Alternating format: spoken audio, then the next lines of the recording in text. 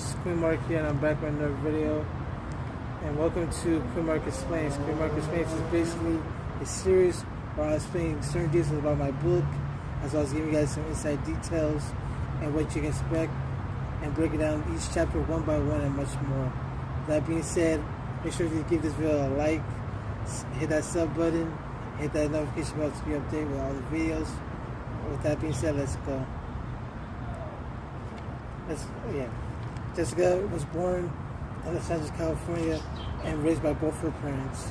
Jessica had a childhood like no other, but you would just have to wait and see as you read each chapter. As you guys will see in the first book, you will see Jessica's life growing up, from various training and other methods brought out what she is now. Jessica is not only an intelligent girl, but a hero to everyone around her in the world, as you will see down the line. The things that inspired me to write this series were Veronica Mars, Forensic Files, and various others.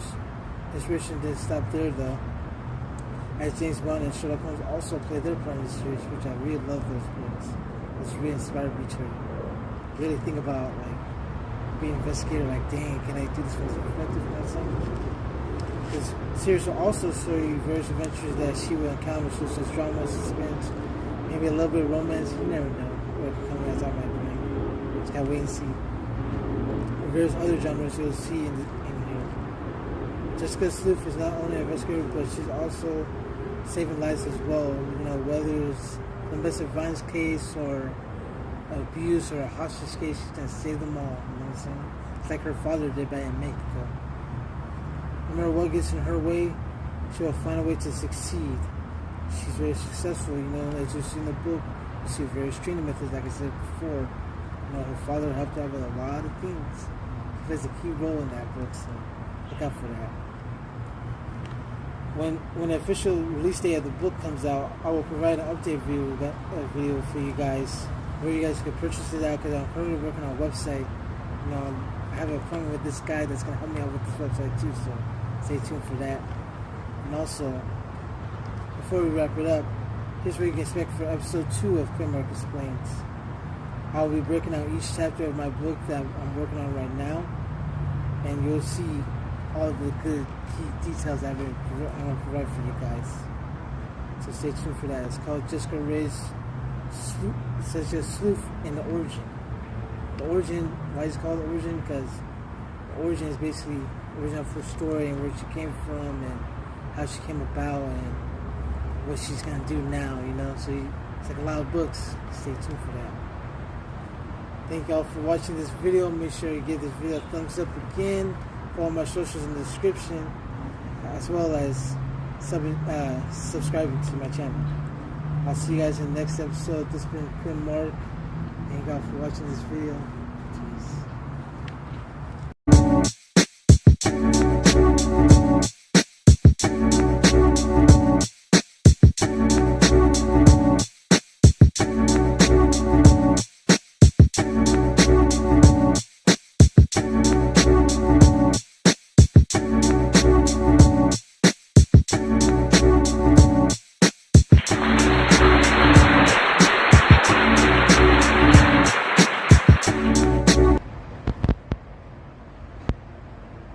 Hello YouTube, hello and welcome back to Quinn Mark Explains. This is what y'all been waiting for. Thank y'all so much love for the first episode, you know what I'm saying? For showing so much love, I decided to bring out a second episode. Before I begin, I thank y'all for giving me to 100 subscribers. I finally made it, you guys. It means the world to me. I appreciate all the love and support you guys have given to all my videos. Once again, thank y'all for helping me so much to reach this milestone. We're growing slowly but surely. I can tell you that for sure. Our next goal is to reach 125 subscribers. Can we do it, guys? Can you guys do it? And I know the squad is strong enough. Since y'all got the first episode to 26 likes, I want y'all to give this episode 30 likes. So make sure you smash that like button. Subscribe if you're new around this, and join the community that we've built on this channel. And hit that notification bell to be up there with all my videos. Comment below any content you want to see me to do below, and I can see if I can make that happen. Tomorrow I'll be doing a 100 sub celebration for each and every one of y'all that has supported me through this channel. So stay tuned for that. Now let's get back to the video. Like I said before, this episode, I'm bringing a little bit of my creativity into the mix. My brain, of course, to right here. I'm bringing y'all a story based on my creative mind, as well as what inspired me to do the story, as well as how long the creative process took me to write it, and much more. The story is not based on true events, though, so don't think it's like real facts. It's just straight from here to here. Let's make this popular as the first episode. This story will be called Eagle Cove Cabin. In this story, it started in the rural country city of New Hampshire. Tamara and her friend Julie were getting ready for their trip to go camp up north for the month. They had gathered some supplies they needed, as well as some clothes and various accessible necessities they had to bring, since that review only had one shower. After gathering everything they needed, and before hitting the road, Julie had decided to make breakfast for them both. Shortly after they headed out to the car and headed on the road. On the way there, they had to say goodbye to a few friends and family members before continuing on the road for the camp. After a 5.5 hours drive of driving, they had finally arrived. When they had gotten out of the car, Julie immediately looked spooked and said, "This place looks haunted as heck. Oh my gosh." Tamara giggles and says, "It looks like a bit rusty, a bit old and rusty, but nothing like cleaning up the place to make it brand new again." "Julie, come on, lighten up a little bit. We'll be fine. We could consider this a second home to always come back to in case we need to get away from a normal life back home. Enough yammering. We have to gather our bags and start heading in. It's getting close to sundown, and I'm for one. I'm starving and want to cook something for us to eat tonight. Come and help me bring our luggage inside, Julie, would you?" Despite shivering in fear, Julie gathered her belongings from the trunk of the car and went inside with Tamara. "Julie, look at this place. This place ain't too bad looking. However, this cabin needs some love and cleaned up. Looking at like a few cleaning supplies to get us started." Tamara takes out some bleach, sponges, gloves, and some soap. "Let's get this cleaned up, then we eat dinner. Don't be scared. I'm gonna be right here with you. We're in this together. Are you with me?" she asks. Despite fear running through her soul, Julie says, "We got this." As you can see the look on Julie's face, she wanted to say no, but maintained her ground because she didn't want to ruin her best friend's time in this cabin that Tamara really worked her butt off of getting some money gathered for it. An hour into cleaning, Julie hollered, Tamara, come here, please." She tries not to cry. Tamara quickly runs into a room where Julie stood there, legs shaking in fear. Tamara says, "Julie, what's wrong? I heard you hollering from all the way in the hallway from the back area." Julie says, "I think I heard a noise from outside the window over there." "Let me check it out," Tamara says. Don't go over there, Julie. It's fine. Nothing's going to happen." As she approaches the window and opens it, see, nobody there. Just trees rustling against the window because of window blowing. There's nothing to worry about. Now come on, take a break. You look a little exhausted. Let's go to the kitchen and prepare some dinner. What do you say, Tamara asks.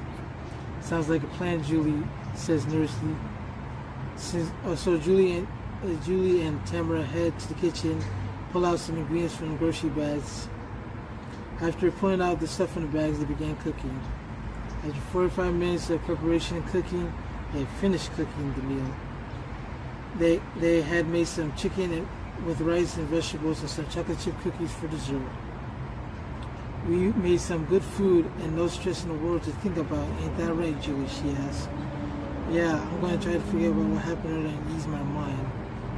After having dinner and eating some of the cookies, Tamara and Julie decided to relax and watch some TV. "Julie, what do you feel like watching on TV? A horror?" she asked. Not horror. Try not to be scared when, especially It's gonna be midnight in 3 hours. Maybe some comedy or action, I suggest. Something less crazy, she says. Tamara giggles. Come on, Julie. You can't be spooked about something that wasn't there earlier. Thoughts running through your head are trying to mess with you. I'll pop some popcorn and we'll get this relaxing night started. Do you want anything to drink from the kitchen while I'm in there, Julie? She asks. Another cola from the fridge and a bag of chips, she says. Alright, I'll be there in 5 minutes. 5 minutes pass by and Tamara finally comes back. Julie, I told you I'll be back with the snacks. Why do you look so terrified? She asks. Who? Me? Terrified? Nah, I'm fine, Tamara. Let's just enjoy the movie. I don't want to ruin this night because of my antics, but I just recommend we watch a comedy, please. Alright, Julie, you got it. And comedy it is. So the girl watched the movie, and a few hours later they fell asleep on the couch. They were sound asleep until there was a noise.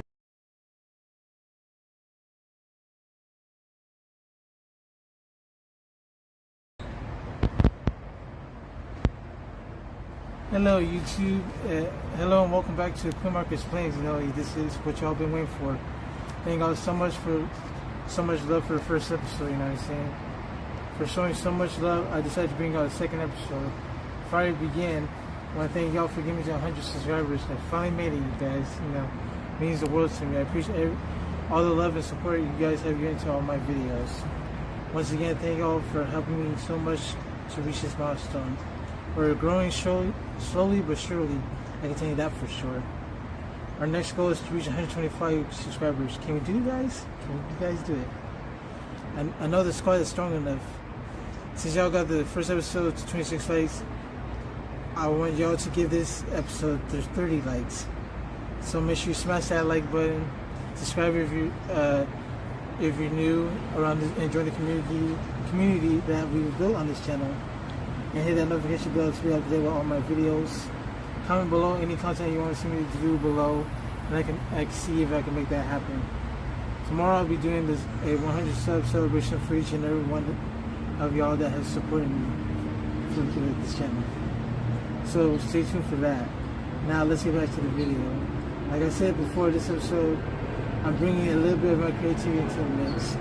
My brain, of course, to right here. Bringing y'all a story based on my creative mind, as well as what inspired me to do the story, as well as how long the creative process took me to write it, and much more. The story is not based on true events though, so don't think it's like real facts. It's just straight from here to here. Let's make this popular as the first episode. This story will be called Eagle Cove Cabin. In this story, it started in the rural country city of New Hampshire. Tamara and her friend Julie were getting ready for their trip to go camp up north for the month. They had gathered some supplies they needed, as well as some clothes and various accessible necessities they had to bring, since our review only had one shower. After gathering everything they needed, and before hitting the road, Julie had decided to make breakfast for them both. Shortly after they ate, they headed out to the car and headed on the road. On the way there, they had to say goodbye to a few friends and family members before continuing on the road for the camp. After a 5.5 hours and a half drive of driving, they had finally arrived. When they had gotten out of the car, Julie immediately looked spooked and said, "This place looks haunted as heck. Oh my gosh." Tamara giggles and says, "It looks like a bit rusty, a bit old and rusty, but nothing like cleaning up the place to make it brand new again." "Julie, come on, line up a little bit. We'll be fine. We could consider this a second home to always come back to in case we need to get away from normal life back home. Enough yammering. We have to gather our bags and start heading in. It's getting close to sundown, and I'm for one. I'm starving and want to cook something for us to eat tonight. Come on, come and help me bring our luggage inside, Julie, would you?" Despite shivering in fear, Julie gathered her belongings from the trunk of the car and went inside with Tamara. "Julie, look at this place. This place ain't too bad looking. However, this cabin needs some love and cleaning up. looking at like a few keen supplies to get it started. Tamara takes out some bleach, sponges, gloves, and some soap. Let's get this cleaned up, then we eat dinner. Don't be scared. I'm gonna be right here with you. We're in this together. Are you with me? She asks. Despite fear running through her soul, Julie says, we got this. As you can see the look on Julie's face, she wanted to say no, but maintain her ground because she didn't want to ruin her best friend's time in this cabin that Tim really worked her butt off of getting some money gathered for her. An hour into cleaning, Julie hollered, Tamara, come here, please. She tries not to cry. Tamara quickly runs into a room where Julie stood there, legs shaking in fear. Tamara says, Julie, what's wrong? I heard you hollering from all the way in the hallway from the back area. Julie says, I think I heard a noise from outside the window over there. Let me check it out, Tamara says. Don't go over there, Julie. It's fine. Nothing's going to happen. As she approaches the window and opens it, see, nobody there. Just trees rustling against the window because of window blowing. There's nothing to worry about. Now come on, take a break. You look a little exhausted. Let's go to the kitchen and prepare some dinner. What do you say, Tamara asks. Sounds like a plan, Julie says nervously. So Julie and Tamara head to the kitchen, pull out some ingredients from the grocery bags. After pulling out the stuff from the bags, they began cooking.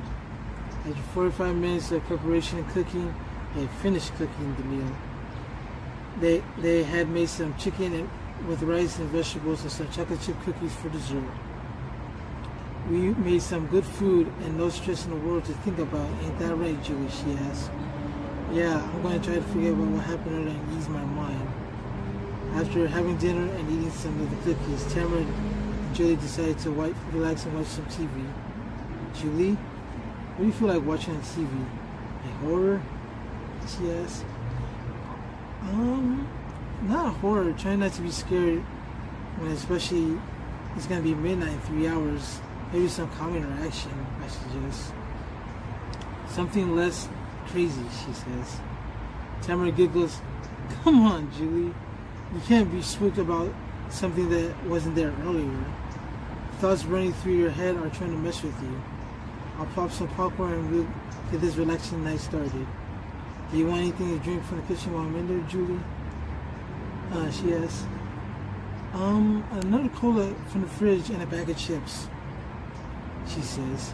Alright, I'll be there in 5 minutes. 5 minutes pass by and Tamara finally comes back. Julie, I told you I'll be back with the snacks. Why do you look so terrified? She asks. Who? Me? Terrified? Nah, I'm fine, Tamara. Let's just enjoy the movie. I don't want to ruin this night because of my antics, but I just recommend we watch a comedy, please. Alright, Julie, you got it. And comedy it is. So the girl watched the movie, and a few hours later they fell asleep on the couch. They were sound asleep until there was a noise.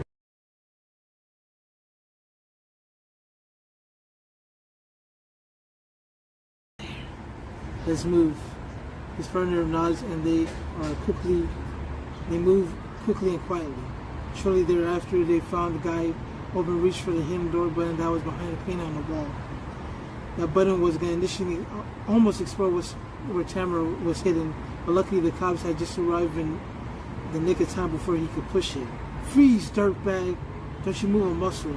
With a sinister look, grin look in his face and his mask, he turns around and pulls the gun on himself and shoots himself. Tamara could hear the gunshot from below. Miss Tamara, are you in here? The officer asked. Yes, I'm down here. She says, banging on the hidden door. Griffin, she's at the door. Push that button and I'll call the EMTs to get this guy out of here. He's severely wounded and he could barely move. My officer calls the EMTs for the wounded suspect lying on the floor. The other pushed the hidden button door on the wall and opens it. Miss Tamara, you are free to come out, he says, getting a ladder from the bedroom. Is it safe? Where's the guy who broke in? She asks. He shot himself in the chest and missed. Right now, my partner Griffin is currently EMTs to escort him out of the premises. If he was lucky to survive, he would be arrested and sent away for a long time. He's the one we have been chasing for the last 2 years, and we finally captured him. What was he wanted for? She asked. Countless numbers of kidnapping, assault, and robbery. Thank goodness you called, though, or it would have been much worse. Where's my friend Julie? Is she okay? She asked. The friend is fine, miss. She's out there with our captain of force, gathering information and details. I'm sure he wants to talk to you when we get down there. Oh, by the way, miss, I noticed you're holding a weapon. Is that manufacturing registered here or in your hometown? Yes, sir. The weapon is registered on my name. I don't have the papers with me as they are at home in my file cabinet. Alrighty, miss. I will escort you downstairs and take you to our captain if that's okay with you. Yes, that's totally fine with me.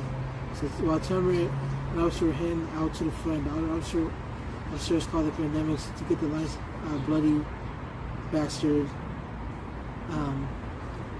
but barely breathing bastard, from the floor. Julie, Tamara, they both ran towards each other and hugged in relief. Thank goodness you're safe, Tamara. Where were you hiding at? She asked. There was a hidden door upstairs that was very visible for any distance. I saw the button behind a painting on the wall in the room and I immediately pressed it and went hiding. Thank goodness I saw it before he was able to find me. I'm so glad. See, this is the one who made the 911 call to you guys. She says. Good to know, Miss Julie. So, your name is Tamara, he says. Tamara is the Mora officer. Nice to meet you, Mr. Mora. Don't mind me asking, how long did you and Julie stay here in this cabin, he asked. We've only been here for a few days before this occurred. Were there any related activities similar to the situation that you just encountered? Honestly, yes. Julie, want to tell them what happened? Yes. So after Julie and Tamara talked to the officer and the investigators, they packed their things and headed back to their hometown safe and sound.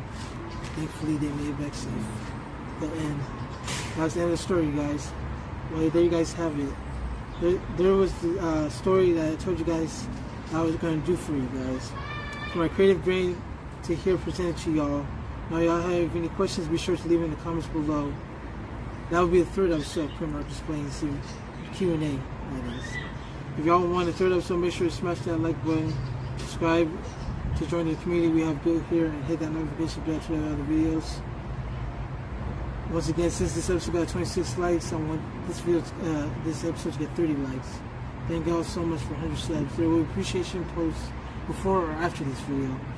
Also, the 100 sub celebration and what I'll be doing will pop off tomorrow, so stay tuned for that. And have the notification bell on. Click the link in the description for episode 1. Click the video that's popping up on the screen over here somewhere on your screens. Once again, thank y'all so much for the support. We're on the road to 125 subscribers now. Make sure you follow all my social medias below and get a follow back. Links to them will be in the description below. Follow me on Twitch for gaming and stream content. Comment what you want me to play on the channel in the comments as well. Make sure to stay safe, wash your hands, and wear your mask at all times. Please out here. Until next time, this has been your boy Quinn Mark with another banger, you know what I'm saying? Until next time, remember to stay game. Peace out.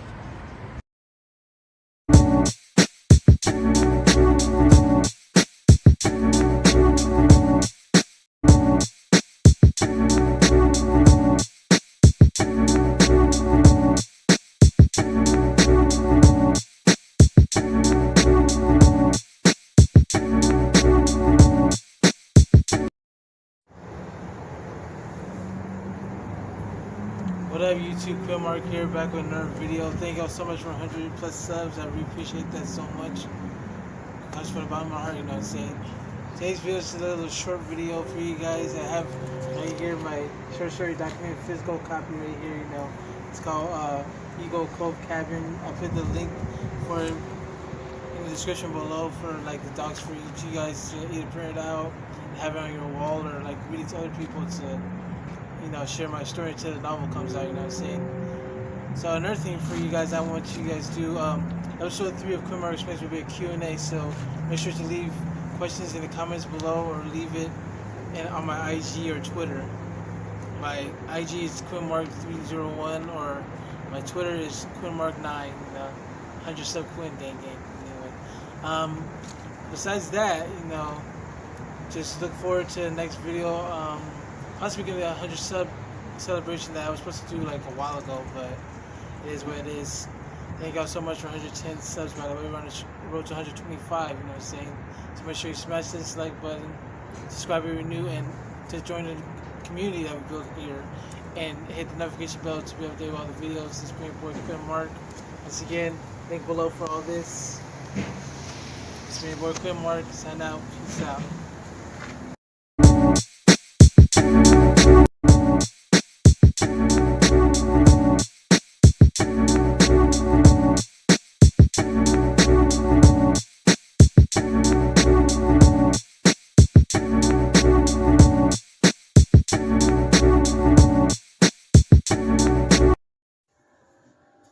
What up YouTube, Quinn Mark here, back with another video, and welcome back to Quinn Mark Explains episode 2.2. I know I was supposed to put this out last week, but due to personal reasons, I didn't pay it out. But this week, I got you guys another short story that I have written down from the top of the dome. This one's called Hawaii Vacation. It's by yours truly. Stay tuned for episode 2.3, which will be on Sunday. It's about Leprechaun. I can't spoil too much, but stay tuned for that one as well. And then just one on Easter too as well, so stay tuned for that. If you haven't seen the first video, a couple videos I put the playlist above here or in the description below. Without further ado, let's get into the Hawaii Vacation written by yours truly. In this story, before this vacation began to pop off, in San Diego, Miranda Saunders was sitting in her home planning what she wanted to do for her upcoming spring vacation plans. 10 days until the vacation began, and Miranda was stuck, still thinking on what to do. Everything seemed like it was not going nowhere until a random phone call occurred. The call came from a person promoting a brochure for upcoming vacation in Hawaii. The promoter had said, "Hello, local resident. I have called you because you have won a trip to Hawaii. You and your friends will have ticket vouchers sent to your address in the next couple of days." May I ask who I'm talking to? He asked. My name is Miranda Saunders. What is your name, sir? She asked. Mr. Ted Davis, miss. Really, it has been a pleasure talking to you. Is there any questions you may have before we move forward with the process? Ted asked. This is not a scam, is it? I don't have time to be scammed or played with. But that is one thing I will never stand for. Like almost happened before, but under certain circumstances, prevented it from ever occurring, she says. There's no scam here, Miss Saunders. I assure you that this vacation right here is legitimate, and I will guarantee you will enjoy every moment, he says. Where will me and my friends be staying on vacation in Hawaii? She asked. Me and your 4 friends will be staying in our finest hotel known around the whole area. This hotel right here is a 5-star rated hotel that everyone who comes here enjoys every moment. The hotel contains a lot of fanciest, exquisite things that you will see in your life. A luxurious chocolate fountain to the most beautiful sightseeing places that are very picture-worthy. The hotel not only will give you an amazing stay, but also the package comes with a tour of the hotel and the whole area of Hawaii. From various sightseeing areas that I guarantee you don't want to miss. And trust me when I say this, you will want to take a picture of the key highlights. Without rambling for so long, because I know you want to get on with your day. If you're interested in this vacation, could you provide me with the information required? The information I need is your email address for the confirmation code that I will send to you shortly after our phone call, your home address to be able to send the ticket vouchers, and also added this upon your arrival, you'll be entered into a raffle. And at the end of your vacation stay, the hostess will pull all you guys have entered and run outside for a couple minutes in the hotel front ballroom and announce the first, second, and third place winners. Can't really spoil too much because the prizes are a must-see and are very exciting once you win them. With that being said, Ms. Saunders, are you interested in partaking in this vacation opportunity? He asked. Wow, what you said sounds very intriguing and heaven on earth. What do I have to lose? Shoot. Mr. Ted, sir, this promotion is actually what I needed because it almost seemed certain that I wasn't going to have an admitted spring break considering I didn't have any plans to begin with. Now that you have called me about this, my prayers have finally been answered. So with that being said, I will gladly agree to accept this vacation, she said, sounding excited. Excellent, Miss Saunders. Just provide me with all that information that we have discussed earlier. Once we finish this process, I will send the email and mail you the ticket vouchers for you and your friends or family, says Ted. After Miranda had agreed to the vacation, provided the information that was required, accepted all terms, she and Ted had finished their phone call. After that, Miranda had decided to call up some of her girlfriends to tell them about what just happened and the planned road trip of the day of the vacation. A few days after the phone conversation with Mr. Ted, Miranda's ticket vouchers had finally arrived in her mailbox. The excitement on Miranda's face had really said something. She was really happy that she was not getting played and fooled by a scam. That would fuel her anger, and that is one thing that she doesn't want to happen. She called up her girlfriends and wished she had called up a few days prior. Jordan, Elena, and Grace all packed for this day and were excited for this trip just as much as Miranda was. Considering this was their first time going to Hawaii, once the three girls showed up to Miranda's house, they had all packed the trunk of Miranda's car. Jordan said, Miranda, we are super excited that you have got these vouchers with no price at all. Our Heavenly Father really blessed you and found a solution to all your personal problems as well as ours. With that being said, who's ready for this road trip? She asked. We are, all the girls say happily. So after that, the girls all get in the van and head to the airport. Once their flight was up, they all got onto the plane and headed to Hawaii. After a few layovers and a few stops in certain cities and hours later, they had arrived.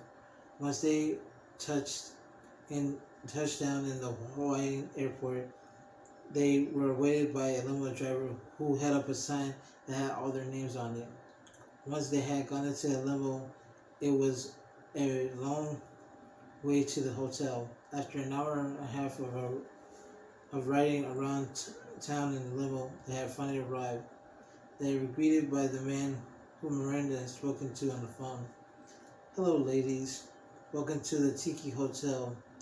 The full on extravagant experience awaits you, he said. You must be Mr. Ted, the man who I spoke to on the phone a few days ago, right? Miranda asked. Correct, Ms. Saunders. This must be the friends who you want to tag along with you on this lovely trip, he said. That's right. I wanted the girls and I to enjoy this lovely experience in all its glory.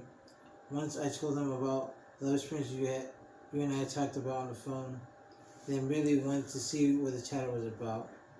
We all immediately took the flight after we packed our stuff at home, Miranda said. Heavenly. That is swell. Let's not lag any longer. Come, let's get you and your friends situated and into a room. Tomorrow we will gather all you guys for the tour. After the tour, you can feel free to enjoy our lovely beach down by the shore, Ted said, smiling. The girls followed Ted to the front desk, where they grabbed the room key and Ted escorted them to the room on the top floor. Here we are, ladies. The room, this experience will be the one you will never forget. The services we provide on that schedule is on the table. Room service is available with no additional cost. Repairs you don't need to worry about. If an incident occurs, please don't hesitate to tell us and we'll have it fixed up in a quick fashion. Well, girls, I would love to chit chat longer with you, gals, but I have some other guests to attend to. Don't be afraid to use our chef.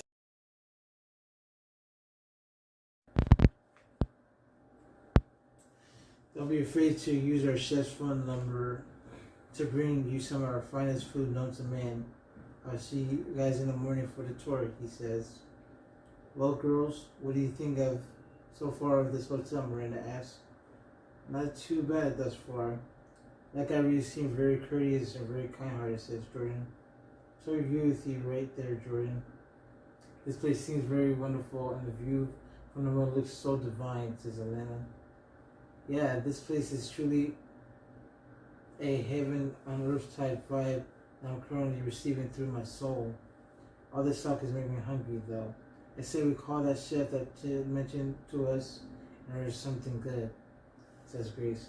Splendid idea, Grace. The flight and road trip traverse all an appetite. Where shall we eat, girls? Miranda asked. Sushi, they all said. So the girls ordered their dinner from the chef. After they all had eaten, they decided to relax and watch some movies until it was time for him to head to sleep. The next morning, after a fun first night at the Tiki Hotel, the girls woke up and prepared for the tour. They had ordered a baked burgers that consisted of turkey bacon, pancakes, eggs, French toast, and a side of coffee. Once they had finished breakfast, they had all gotten ready, put out their reservation fits, and headed out to the door, to the front lobby where the tour guide was approaching the front door with a megaphone in hand. There was almost a room full of guests who also stayed in the Tiki Hotel, from various other spring breakers to people who were just out here enjoying themselves after a hard workload at their respective jobs and just needed some time off to get some relaxation. Fellow guests, welcome all to the Tiki tour around the whole place of Hawaii, city to city. There will be many beautiful destinations along the way, ones that you may want to capture with your smartphone camera. I'm your tour guide, Riley Jones, and the driver is my wife, Vanessa Garcia. Before we all hop on that bus parked just outside this front door, let's go over a few rules and regulations of the tour. Smoking is prohibited and not allowed while we are on the road. Smoking will only be allowed when rest for breaks at the designated area at the rest stops. Next rule, there will be no drink of any alcoholic substance. That means no game wasted on this bus. We don't want to be the ones cleaning up your vomit off the bus floor, and we sure as heck don't want anyone having alcohol poisoning and having to go to the hospital for a mistake that should have been cleared from the beginning. Next rule is there will be no loud headphone of any sort. That means when you play your music, please keep it to the minimum and not blast off our eardrums. We don't need to hear it while we are on this tour. Eating is allowed as long as you can keep your mess to a minimum and you are responsible for your own trash. Any non-compliance of these rules will result in a fine, and you will not be allowed to set foot in the establishment again. I'm sure we can all handle this like grown adults, so I'm sure we won't have to settle to any sorts of immaturity or have to kick anyone out just because they couldn't abide by the rules. We want everyone here to have a good time and have fun, most importantly. Is there any questions you may have before we begin? He asked. No one raised their hand. Good. Let's begin the tour. Everyone follow my wife. She will lead you guys all to the bus, and I will be trailing behind to make sure everyone stays in order. Let's go, he says. So everyone follows Riley's girlfriend to to the bus and I'll get on it. Alright, everyone, we're off, he says, as the bus pulls off from the hotel bus lot. So the girls begin to sightsee every beautiful and historic place in Hawaii. Girls, this is a beautiful place. From the very first moment we had left the hotel bus lot, I knew this was going to be a wonderful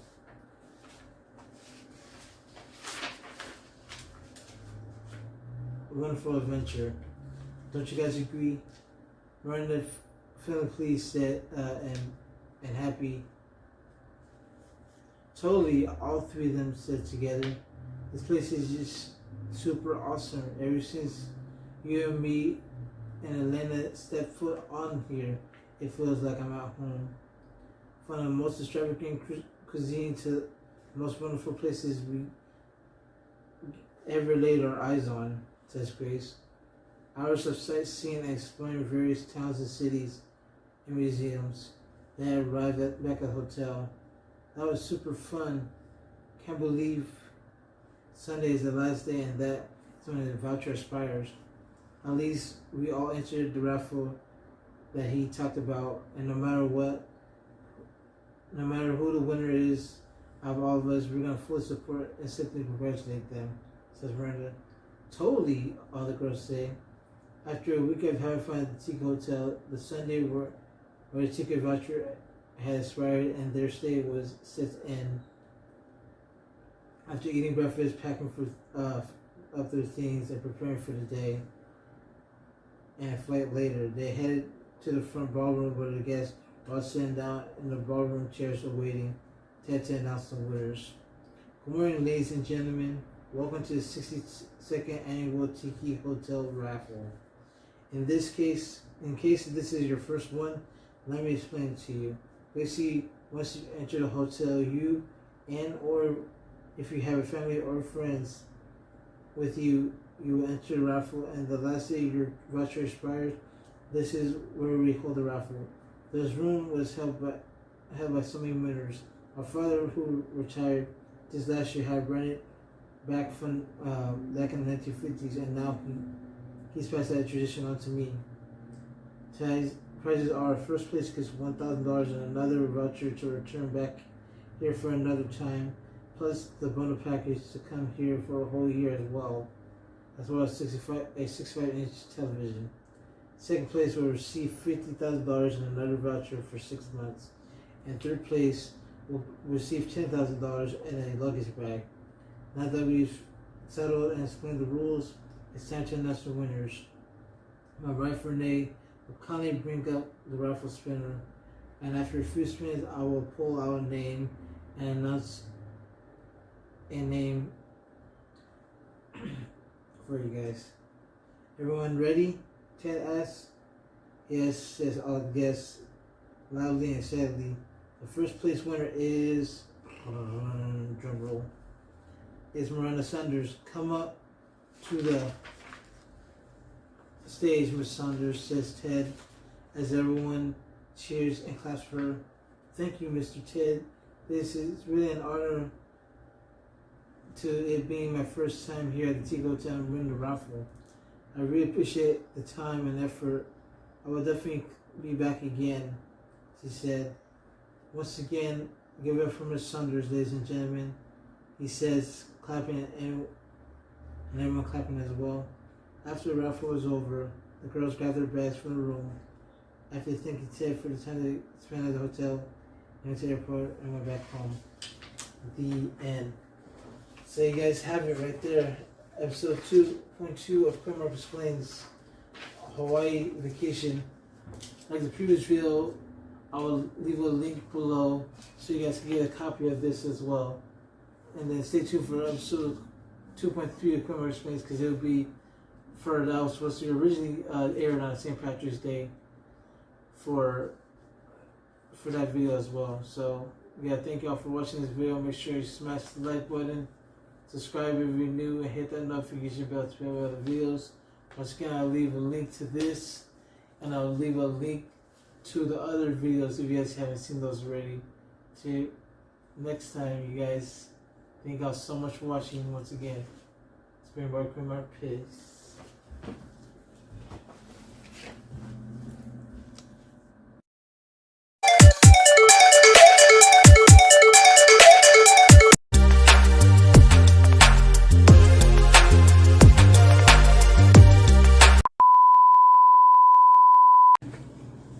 What up, YouTube? Quinn Mark here, back with another Quinn Mark Explains video.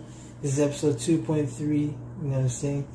This is supposed to be the Easter short story that's supposed to come out on April 4th, but due to reasons, couldn't post that. So, but today I'm back at it for you guys. Today's April 24th. So, yeah. With that being said, make sure you smash the like button, subscribe if you're new, and hit that notification bell to get all the videos. Let's get this video to 35 likes. And the same for Quinn Mark Explains episode 2.3. Next one will be on Cinco de Mayo, so stay tuned for that. So let me tell y'all what Easter means to me. Today we are celebrating Easter. What is Easter, you may ask, in case y'all haven't celebrated or never celebrated before. In case you're not familiar and don't know what it is, or have never celebrated, like I said, here's what Easter is. Easter is a day where we spend time with family and friends and give each other gifts, or simply just hang out and vibe with one another. That's always a good time to spend time with each other. Not only that, but Easter is also a Christian festival and holiday commemorating the resurrection of Jesus from the dead, as described in the New Testament, as having occurred on the third day after his burial, following his crucifixion by the Romans. Have you seen that in the Bible? That's what Easter is, from the biblical stance, of course. Easter is the culmination of the Passion of Jesus, preceded by Lent, a 40-day period of fasting, prayer, and penance. So that's what basically it means. Oh, big news, guys! I have a website for you guys for my short stories as well. We will go to QuinnMarkShortStoriesWebinar.com, and that's where you find all my short stories, like the ones that I've read in the past, but like over 20 minutes length, but it is what it is, you know. That's a little surprise for you guys. So that's where I'll be leaving all the short stories I'll be for you guys for every single holiday that runs through here this year and following years to come. That's where all the short stories will be at. Also, you know, just follow my Twitch for early gameplay. Gameplay is coming very soon, so stay tuned for that. As well as follow my Twitter. You know, I'm at 5 followers, but get me to 100, you know. It's twitter.com/QuinnMark9. And yeah, this has been your boy Quinn Mark. You know, just a little short little video telling you the meaning of Easter, as well as a little surprise website that I have for you guys for short stories. Is Quinn Mark QMark short stories .webinar.com. Once again, thank you all for watching. Get this video to 35 likes once again. This is your boy Quinn Mark. Right now, Quinn Mark Explains video to Cinco de Mayo for it. Peace out.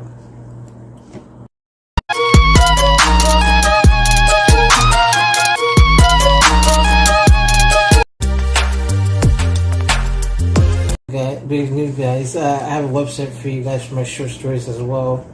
We will go to QuinnMarkShortStoriesWebinar.com, and that's where you find all my short stories, like the ones that I've read in the past, but like over 20 minutes length. But it is what it is, you know. That's a little surprise for you guys. So that's where I'll be leaving all the short stories I'll be.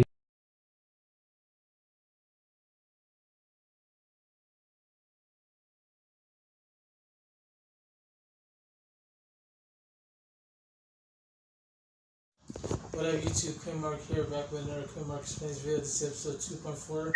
Happy Cinco de Mayo to every one of you guys. In today's video, we got Abuelita's traditional recipe. This video is on my website down in the description, which is QuinnMark shortstories.webinar.com. Without further ado, make sure you subscribe, hit the like button, and hit that notification bell to be up to date with all the videos. With that being said, let's go. So this is Abuelita's traditional recipe.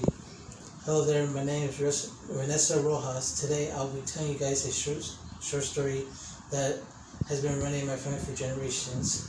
This story is about mi abuelita, and how she came up with her delicious recipe, as well as where it originated from. This all started in the 1930s back in the city of Guadalajara, Mexico. My abuelita, Virginia Santiago, was just 7 years old and had already shown some special talents in the kitchen. Her mother, Victoria, had taught my grandmother this delicious recipe that we all know and love within our family and had been passed on to me. This recipe contains the most delicious ingredients that were just outstanding and would have your mouth watering just from the aroma that had hit the kitchen once you entered. Mi abuelita had created a delicious burrito casserole, something that is never seen before. The ingredients contained a couple of tortilla shells that were fried to have that crunchy texture once you had the first bite. The next ingredient she had added was 3 different types of meats, which were carne asada, pollo, and beef. That would give it a good flavor, and the way she had seasoned it made it out of this world. The next layer of ingredients contained lettuce, some salsa, shredded cheese, onions, beans, cilantro, rice, and much more. Every single month, mi abuelita would make this recipe from her mother to me. This had been a family tradition of ours for generations. Before my abuelita passed away, however, she passed the recipe on to me so I could learn it myself. Her legacy lives within us, and every single meal I will make it for my family. And that's the short story there for you guys. Make sure you check out the last video as well, because I have my website surprises there as well. And yeah, it's the next episode of Quinn Explains. Is this video to 40 likes? And yeah, with that being said, thank y'all for watching. Peace. Yeah.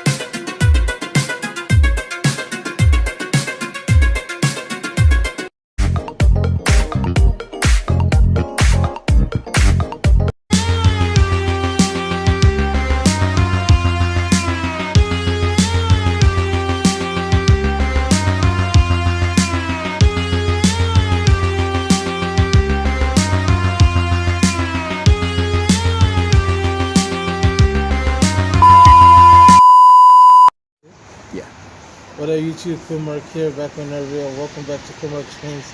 Now, it's been a long time, but I'm back at it. Last one will be in the description box below as well. Today we got a short story called "Imagine Killer Clown Underneath My Bed." It's supposed to be on Halloween, but here we are a couple days later now to make it happen. So, without further ado, make sure you smash that like button, subscribe if you're new, and turn the notification bell to today while the videos. That being said, let's do this. Get this to 30 likes, and I'll drop love in the phone on the 14th. There you go. Imagine Killer Clown underneath my bed. Every night I feel there's a presence underneath my bed. I can tell what it could be, but I'm too terrified to even check. My entire body shakes in fear, and I completely hide myself under the blanket. And my presence heard me holler or yell, they enter my room, and the thing or the presence underneath my bed disappears. Find ways to figure this out and stop this thing from making my life a living hell. I am beyond a hall, and this is my story. Every night I go to bed at 9:30 p.m. I do a normal night routine which consists of brushing my teeth, washing my face, and I have a glass of warm milk from downstairs. That seems like a normal night, but it's no ordinary night. On Monday, after heading to bed after my usual routine, I was woken by a terrifying sound under my bed. The sound felt like a growl vibrating beneath me. I didn't have the courage to check under my bed because the entity seemed to have read my mind as it slid slowly from under my bed. The entity was a clown, but this was no ordinary clown. This clown had very sharp teeth and evil grin on his face. The clear look on his face was so horrendous, and even the blood splattered from his lip line as he bit someone in the neck. I screamed so loudly in fear and pain, and my parents appeared in the room. The evil-looking clown slithered away in the abyss of my bed. I told my parents what had happened, but they seemed to only think his mind, and then she make some stuff up. After a few minutes of making sure I was okay and safe enough to sleep, I left my room and I sleep the clown for the remainder of the night. On night 2, I almost did the same routine, but this was later than usual. I came back late with my parents, did my homework, and waited about 10:30.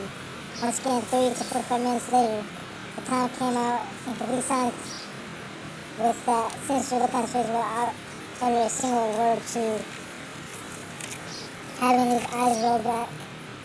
To having his eyes roll back as he had been possessed by some sort of devilish entity.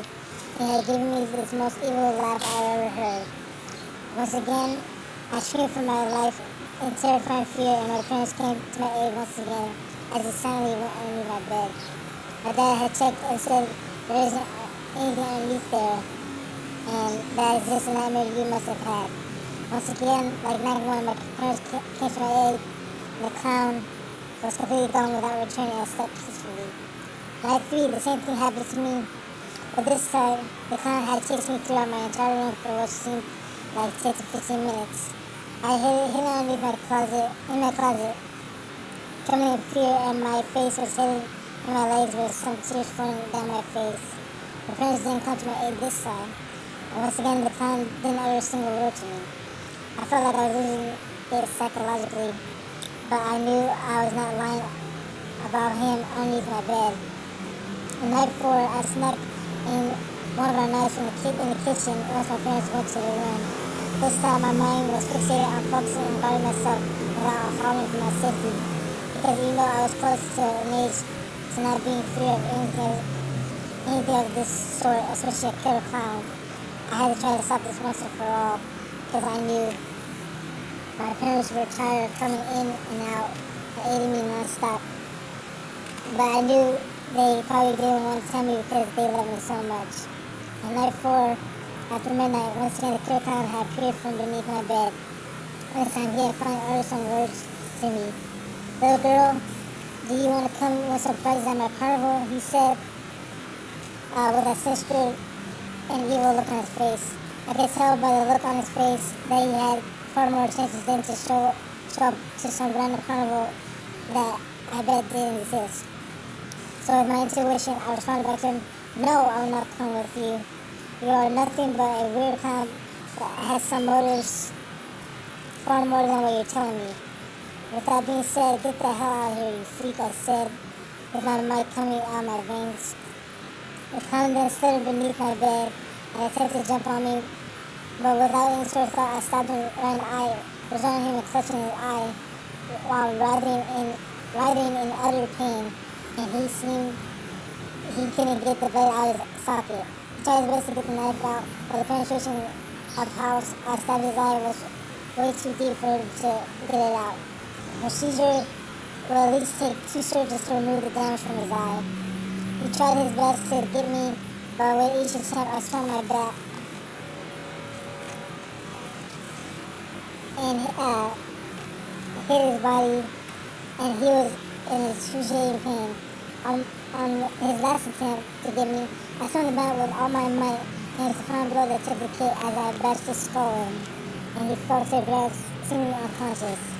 After that crazy altercation, my parents stormed in here and asked what the commotion had been all about, and they had finally seen the clown. I've been trying to tell them that I was hit underneath my bed these couple of nights. After I explained what happened, we all buried the clown in our farmhouse up the hill by the ranch and watched him burn in defeat. The feeling of finally getting rid of him was a relief. No more scary nights of fearing for my life, nor praying or howling from top of my lungs in fear. After what felt like a moral victory, I could see without fearing anything beneath me. But before I had felt I become sweeter, my friends had bought me a teddy bear, which I called him my protector, and that was that. I'm beyond the hall, and this is my story of the emergency clear clown in my bed. Yeah, that's emergency clear clown underneath my bed. You can find out my website. I'll put that below too as well. Hope you guys enjoyed it. And this was for Halloween, but hope you guys enjoyed it. It's a very, very cool mark. Make sure you subscribe, like, and comment. Until next time, peace out.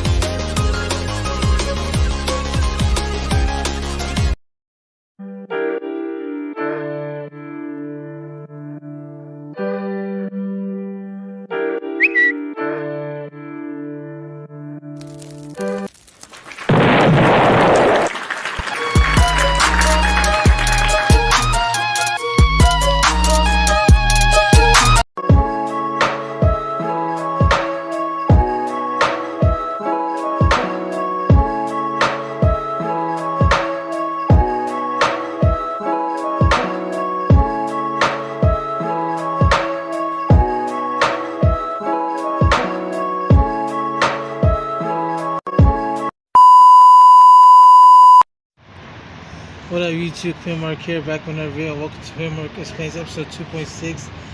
Today's video is Love in the Fall. That was originally going to come out September 30th, but due to personal reasons, it didn't come out, but it is what it is. So, yeah, if you guys want episode 2.7, which will come out on the 23rd, to be like video, let me know if you want to record it. So make sure you smash that like button, subscribe if you're new, and hit that notification bell to every other videos.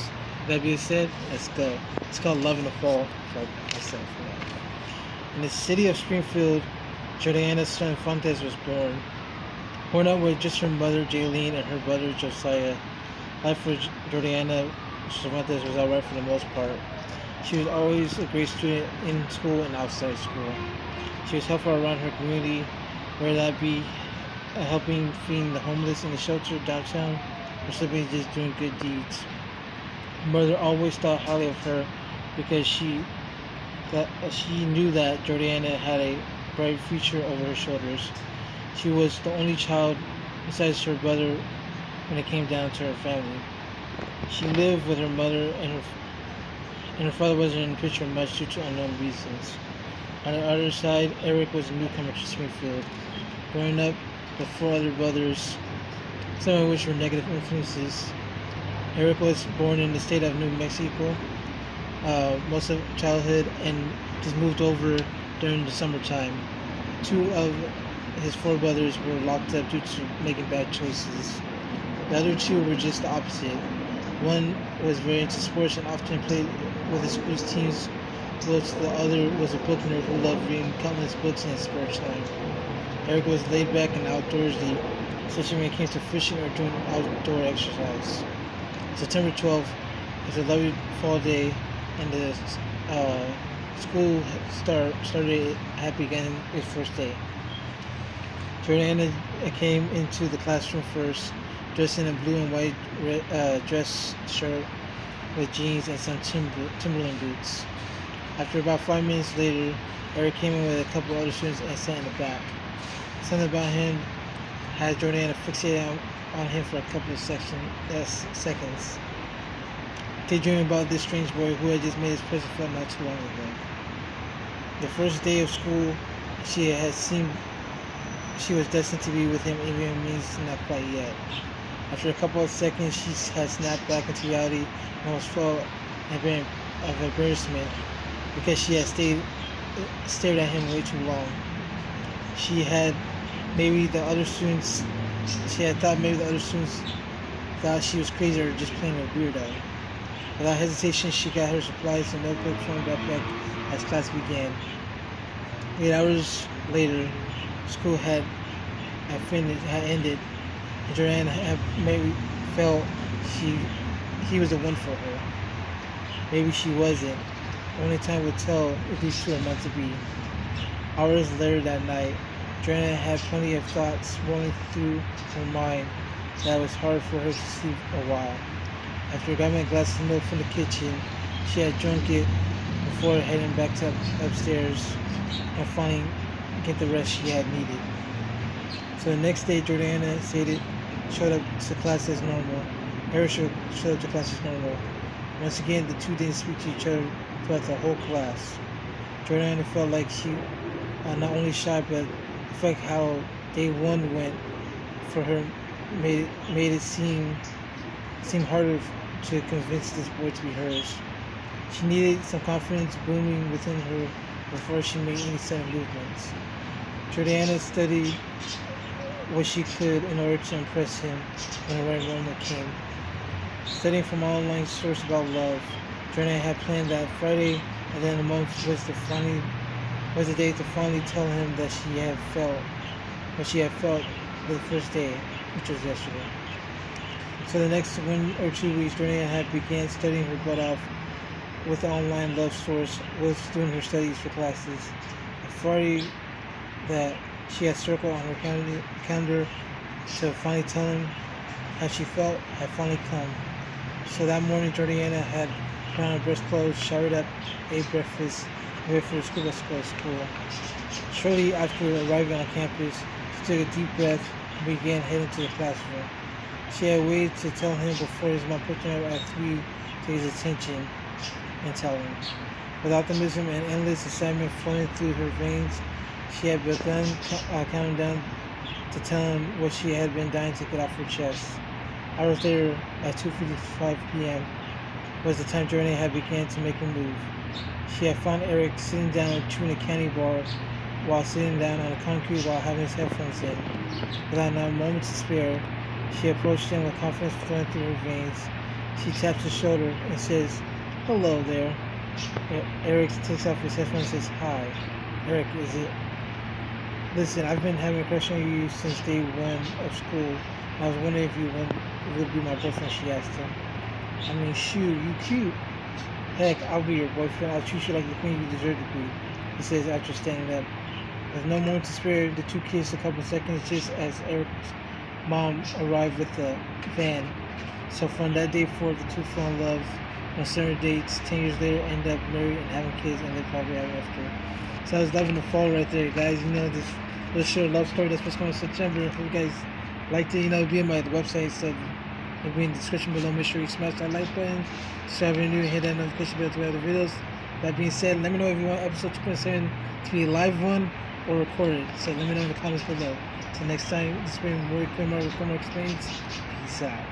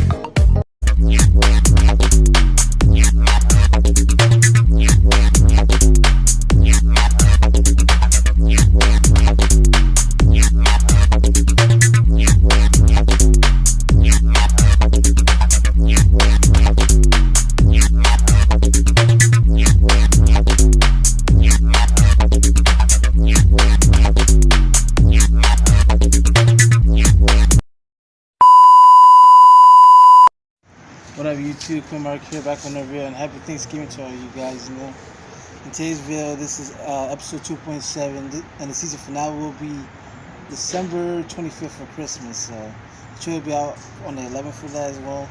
Today we got a short story called A Family Thanksgiving, made by yours truly, of course. So if you like this, and if you want episode 2.8, the season finale, to be live or a regular recorded video, let me know in the comments below.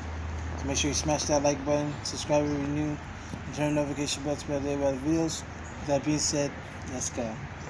So this is a family Thanksgiving. My name is Miles Jones, and this is the story of my family Thanksgiving. This all started back in the year 1955. My grandmother Daphne, in the town of Atlanta, Georgia, was born. My grandmother had the spirit to make some good home-cooked meals in her blood since her birth, thanks to my great-great-grandmother, Virginia.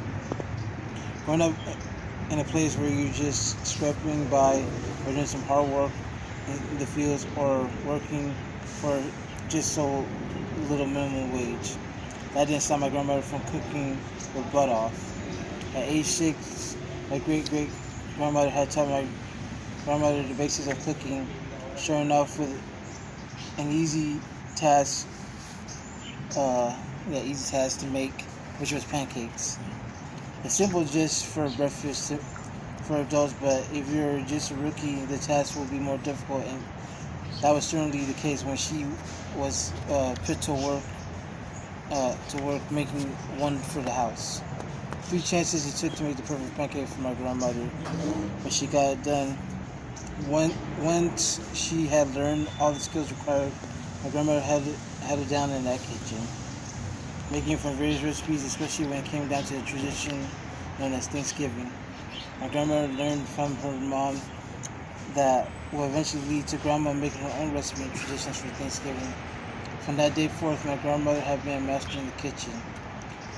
She had met the love of her life, my grandpa Earl Johnson, in college, and the two were mastering start. Many years later, at age 32, my grandmother had given birth to what is now my mom, Ivy. Once again, the tradition was passed on to another generation, and this was my grandmother. This time, my grandmother passed it on to my mother. My mother had also gained the knowledge and wisdom of the kitchen, making wonderful, lovely dishes like pulled pork ribs that had your mouth watering whenever you mentioned it. My mother continued to make a delicious recipe every single Thanksgiving holiday. When my mother turned 25, she fell in love with a scholar, Miles Jones Sr., which is my father. Another year or two into the relationship, they tried for a baby. Many months later, the test was positive. And then many months later, she gave birth to yours truly, Miles Jones Jr. I had broken the cycle because I was the first boy in the family after many generations of having girls. The tradition was passed on to me from the wisdoms of both my grandmother and mom. They both had taught me some of the easiest things that I could pass on too easily.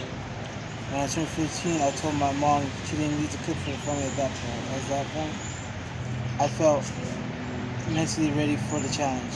I thought of a huge cuisine that I'm sure my family enjoyed. I made a 5-layer brisket made with different types of sauce, from barbecue sauce to some unique ingredients. This had been the one. After getting out of the oven, I took a knife and fork and cut a piece out to give it a try. Man, that was delicious. To my surprise, it came out the way I wanted. Delicious flavors running through my soul in happiness. That Thanksgiving and the meal that followed had been the best ones we ever remember in our family's lives. It's a delicious recipe.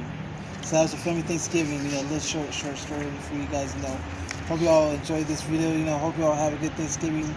Show love to your friends, your family, and stuff like that, what I'm saying? And make sure if you enjoyed this video, make sure you give it a like, subscribe if you're new, and turn on the notification bell for other videos. Thank you for watching. Let me know, again, if episode 2.8, the season finale, should be a live video or a recorded video. Thank you all for watching. This is your boy, Quinn, episode 2.7. Peace out.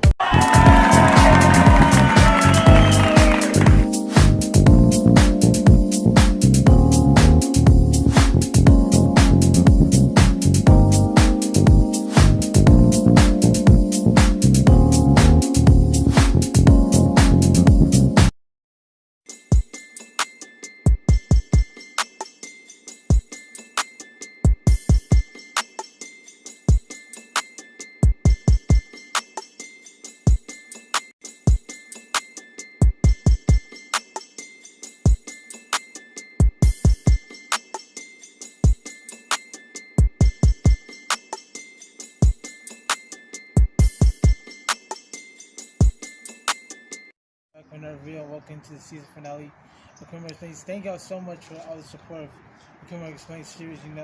Season 2 coming soon. The teaser will be out. A little mini teaser will be on the 26th, and then the big teaser will come out at the end of the year as well.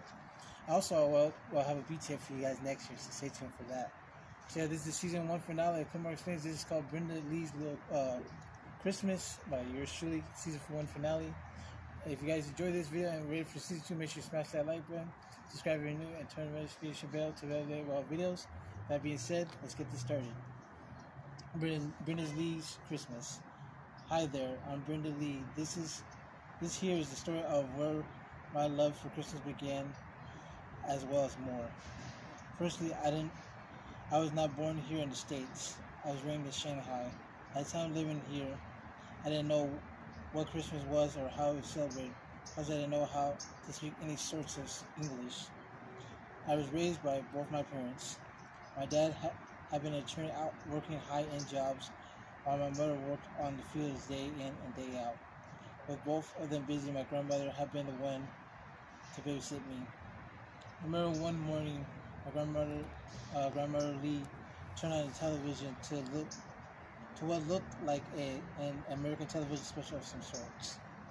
I don't know what was going on, but the stuff on the television had my mind fixated on interest. I was quickly fascinated about the different colors and all the decorations that the parade had. A few years later after that, my parents and I moved away from Shanghai to the states known as California. On our first few months there, were sort of difficult as none of us knew a lick of English. However, we were lucky to encounter a neighbor who knew our language well, I may say. Her name was Rachel. She helped my parents enroll me in a local school. In school, math was the easiest subject right off bat. When it came to my English class, that became a little difficult to understand. Luckily for me, Rachel had been there to help me study and learn some words along the way. Midway through the semester, I started to grasp and understand of the American language. English started growing on me little by little.